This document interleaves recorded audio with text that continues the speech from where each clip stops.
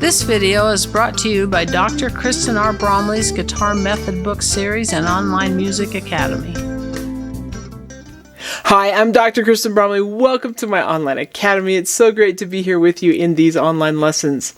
In this video, I'm going to go over the keys of E major and C sharp minor. Those are relative keys that have 4 sharps in the key signature. Of course, after I've gone over the keys, then we're going to work on the E major scale in first position, as well as the C sharp minor scale in first position. This will prepare us for playing melodies in these keys in first position on the guitar, which is really the focus of this lesson series. So it's going to be great. As we're playing these scales, we'll be jamming right along with some drum accompaniment, which is super helpful. This video accompanies lesson 19 from my note reading books 1 and 2 method book. In the book, we're going to be on pages 120 through 122 as I go over these keys and as we work on playing these scales. So let's take a look at this key signature. So in the key signature for the key of E major, we have F sharp, G sharp, C sharp, and D sharp. So 4 sharps. First time we've worked with 4 sharps.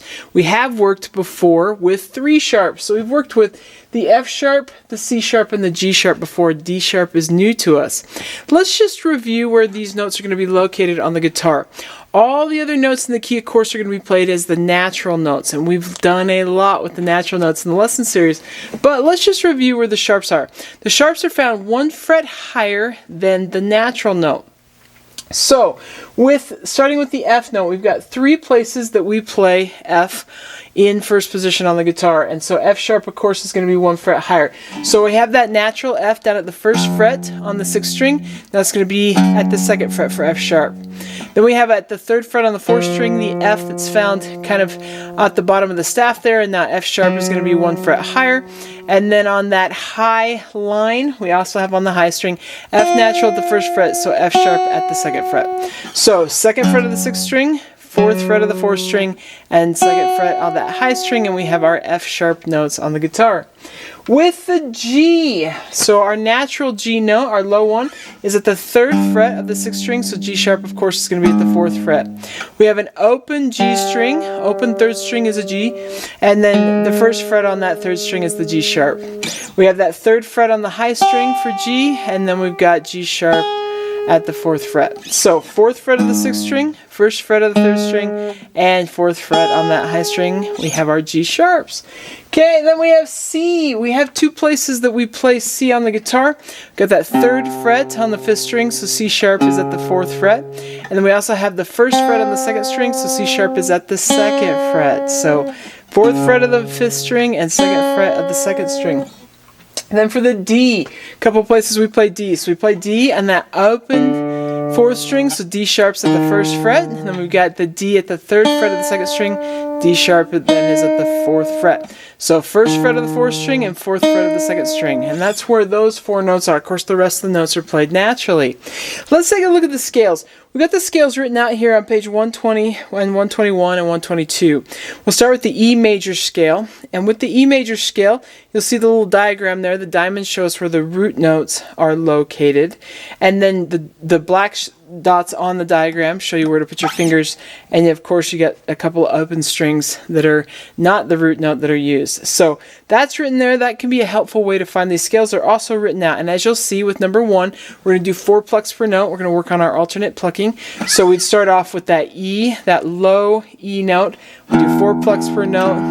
We go to F sharp, up to G sharp, up to A, and so on. We're going to play all the way up to the G sharp that's on the high string because that's the highest note in first position. That's part of the key. Then we'll play all the way back down to E.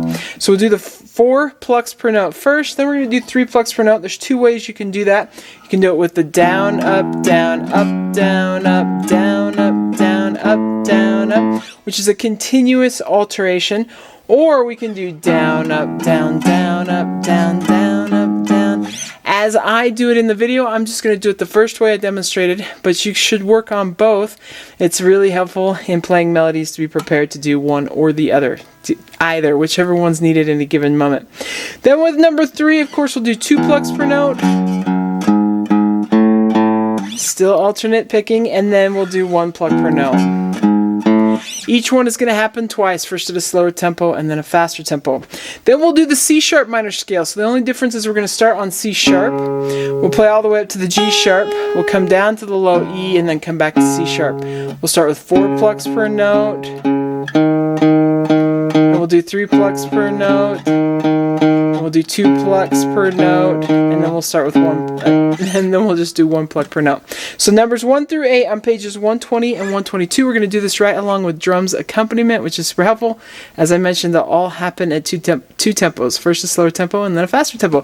So let's go ahead and play these scales.